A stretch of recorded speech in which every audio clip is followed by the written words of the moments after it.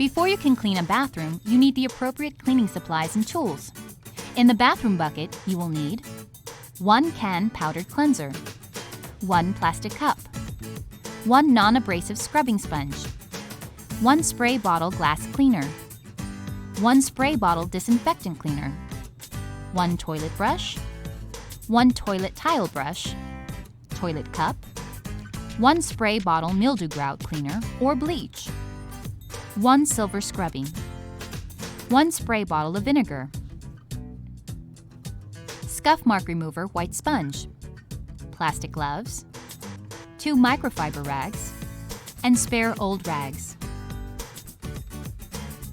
Take your bathroom bucket to the bathroom you will clean first and set it down next to the sink.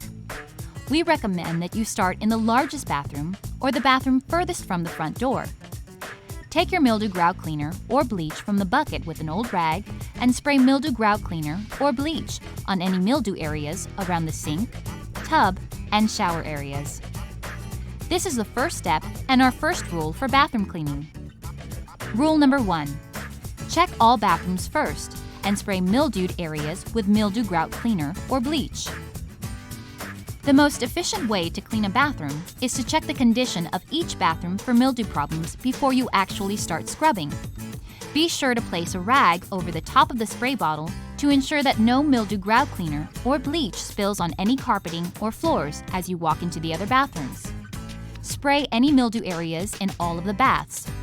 This allows the product to work for you. When you return to this area, it will have turned white. Mildew is a large and frequent problem, so it needs to be handled in an efficient manner with quality results. If you do spill any bleach or mildew grout cleaner on a carpet, immediately dilute the area with as much clear water as possible, allowing for the area to accept dye, and call your office immediately. When you have completed checking and preparing each bathroom, return to the first bathroom and replace your mildew grout cleaner or bleach in the middle of the bucket with the sprayer top pointing in, so that the mildew grout cleaner or bleach cannot drip outside the bucket and onto carpeting. Now check for excessive hair, which is rule number 2. Check for excessive hair. If there is a large amount of hair in the sinks, tub, or shower, and these areas are dry, begin by vacuuming up the hair with a handheld vacuum cleaner. This makes your job so much easier as you are scrubbing and shining. Hair sticks incredibly well to microfiber rags, and you will be dealing with that hair for the entire time you are cleaning. It really is easier to just vacuum it up before you even begin cleaning the bathroom. Next, place the garbage in a central gathering garbage bag and place it and the throw rugs outside the door. The garbage will be placed in the client's central container later. Vacuum or shake the throw rugs later. This takes us to rule number 3. Remove any throw rugs and garbage before cleaning begins. This alleviates the problem of damage to the rugs by spilling mildew grout cleaner or bleach on a throw rug while you are cleaning the tub or shower. You will take 3 trips around the bathroom, which is rule number 4. 3 trips around the bathroom. On the first trip, you will use your long duster. Begin at the corner and at the top where the ceiling meets the wall and rapidly swipe your long duster along the top and then the bottom under the cabinet lip as far as you can reach without taking a step, which takes us to rule number 5. Always work from top to bottom and left to right around the bathroom. Continue to clean any high areas that you would not be able to reach without a long duster. Then continue to clean in a circle, going from left to right. Be sure to dust the curtain tops and then continue to clean in the corners. These are all areas where spiders love to build their webs. Now that you are done with the long dusting, you are actually ready to start scrubbing the bathroom, which is your second trip. Begin by taking the cleanser out of the bathroom bucket. This is a new can of cleanser, so remove the sticker and replace it with only 2 holes showing. Place a little bit of cleanser in the middle of the sink. Remember, a little bit of cleanser goes a long way. The more cleanser you use, the more time it takes to rinse the cleanser out of the sink. Wet your sponge and start to scrub the sink with the scrubby side of your non-abrasive sponge. The next scrubbing area you come to is the bathtub. Again, use a small amount of cleanser and your non-abrasive sponge on the scrubby side. The best way to clean the tub is to very carefully climb into it. Also notice that you do not rinse the tub until all of the dirt is removed. Which brings us to another rule. Rule number 6. Do not rinse an area until you are finished cleaning it. When finished cleaning, use a large plastic glass to rinse the powdered cleanser, mildew grout cleaner, and dirty soap out of the bathtub. Now you are ready to attack the shower. This is a large and tall shower, so we will need to take an extra trip around the shower with a tall ladder. Get the disinfectant cleaner and glass cleaner from the bathroom bucket and tighten the sprayer cap as tight as you can to prevent loosening during the cleaning process. Place your glass cleaner in one of your apron loops and your disinfectant cleaner in the other apron loop. This is unusual, but we are actually going to do the dry wiping trip on the top of the shower right now. Start at the door and clean the top of the glass with your glass cleaner and a microfiber rag. Continue to work your way around the glass. As we just said, this is considered wiping and shining and is done on the third trip around the bathroom. But when a ladder is necessary in the shower, we do not want to place it in a wet shower. This would not be safe. Be sure that the floor of the shower is always very dry before placing any type of ladder on the floor and stepping on it. Most shower walls can be cleaned to the top by simply reaching with your arm and not using a ladder. You would simply stay with the wet trip. We want to show you how to follow a process in a more challenging bathroom, which requires the use of a ladder. The tile is cleaned by using your disinfectant cleaner and a microfiber rag. Some in our industry refer to this as the dry trip, and the second trip of cleaning with powdered cleanser and a scrubby sponge as the wet trip. Shine the shower sprayer. Once you have completed the high area, put the spray bottles in your bucket and get your cleanser. Wet your non-abrasive sponge and place a little bit of cleanser on the scrubby side. Begin to aggressively and rapidly scrub the shower ledge, moving the items as you scrub. Then begin at the top of the shower walls and work your way to the bottom.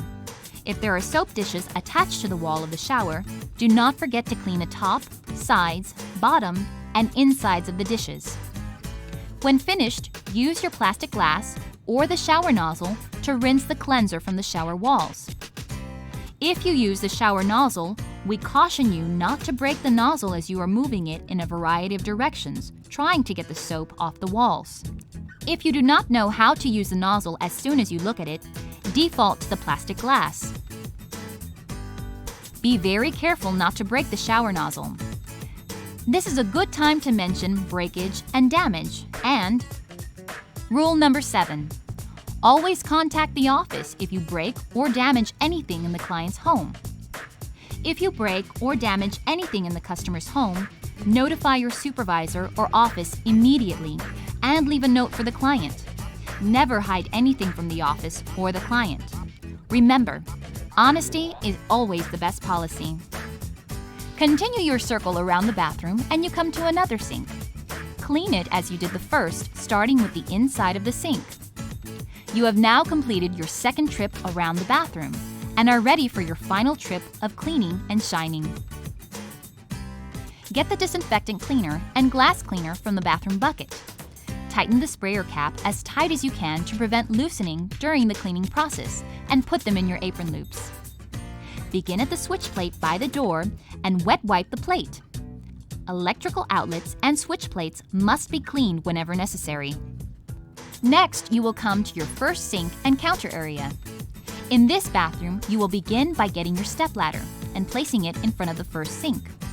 Then clean the top part of the mirror by spraying the glass cleaner on the mirror, putting the bottle back in your apron, and then taking a dry rag from your apron to be used for shining. This is a good time to mention rule number 8. Always put your cleaning tools back where you found them immediately after using them. This ensures that you will not waste time looking for them, and they will always be convenient for their next usage. Spray the sink and counter area with disinfectant cleaner And use your tile brush to get in the tight areas around the faucet and fixtures, which is rule number 9. Use the appropriate tool or product. If the tool you are using is not working, switch to a different or heavier tool. The reason that you have a cleaning apron and bathroom bucket at your fingertips is so that you can switch tools and products whenever it makes your job easier, faster, and your quality of work better. Finish cleaning the bottom of the mirror by spraying glass cleaner on the mirror and then cleaning and shining it with your gray microfiber rag.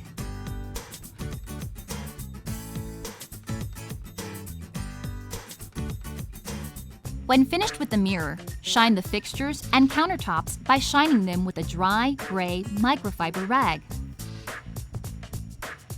In your pattern of working from top to bottom, you come to the cabinet fronts, which have dirty fingerprints on the door by the handle. Remove only the fingerprints, which is rule number 10. Make sure what you are doing is making your company money. Be careful not to do more than the client is paying for, or you will be costing your company money and delivering unrealistic expectations to your client if you give them something they did not pay for. Do not wet wipe the entire cabinet front unless you were told to do so. If you were not instructed to clean the outside of the bathroom cabinets, or the client has not paid more to have the cabinets totally wet wiped or oil wiped, then do not do it. Not only will you be costing your company money, but if a different cleaning team from your company enters this client's home and does what they are supposed to do, not what they are being paid to do, the client will be disappointed with the second cleaning team, and more importantly, with the consistency of your company's quality. You think that you are doing your company a favor by doing more than the client is paying for, but you really are not. If you are not sure of what to do, call your office. Of course, you must spot clean any areas that do have dirt or grime on them. Continue in your circle to the right and you come to the windowsill that needs to be dusted, the towel rack that needs to be wet wiped, and the bathroom scale that needs to be cleaned on the top.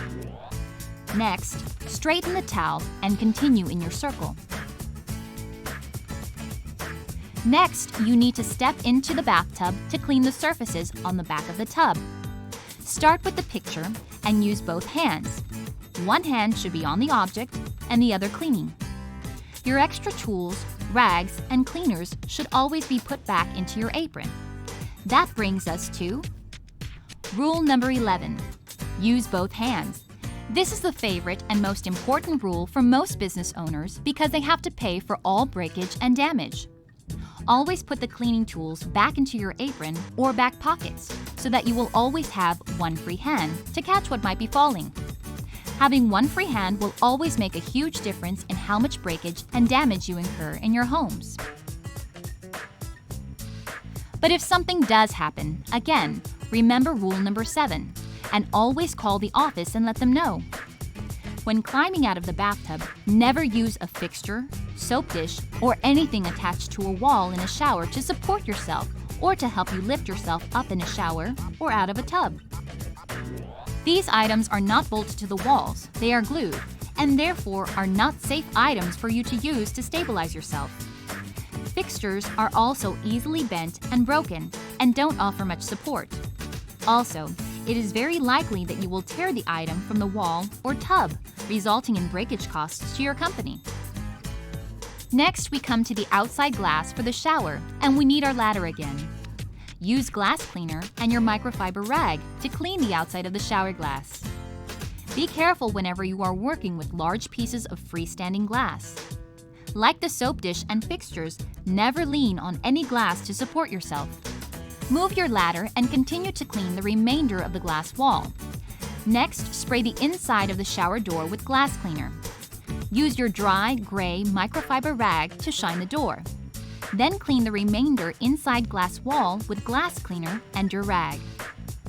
Because you have already rinsed the tile walls, all you need to do on this trip is remove any water spots and leave a shine on the surface.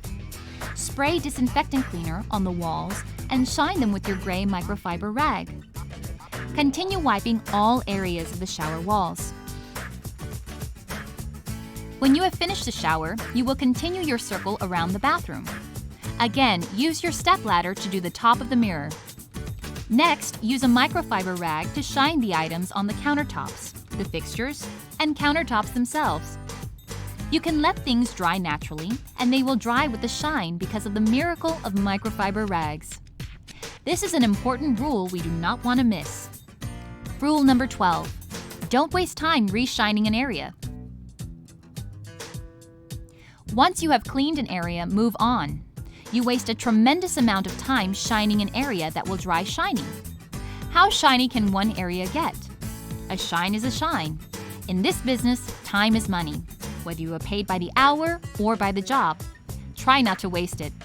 Continue cleaning and shining the countertops and sink. The only area left to clean is the commode area. Place your bathroom bucket in front of the commode. Begin by placing a small amount of powdered cleanser in the toilet bowl. We clean the commode area last and by itself so that we do not chance any cross-contamination from the rags. We also use a separate tile brush and glass to hold our toilet brush. Use the toilet brush to clean the inside of the toilet bowl. Be sure to get into the bowl and under the rim. Put the toilet brush back into its container and spray the commode bowl, lid, cover, top, and sides with disinfectant cleaner. Then use a tile brush to clean around any of the connectors for the commode.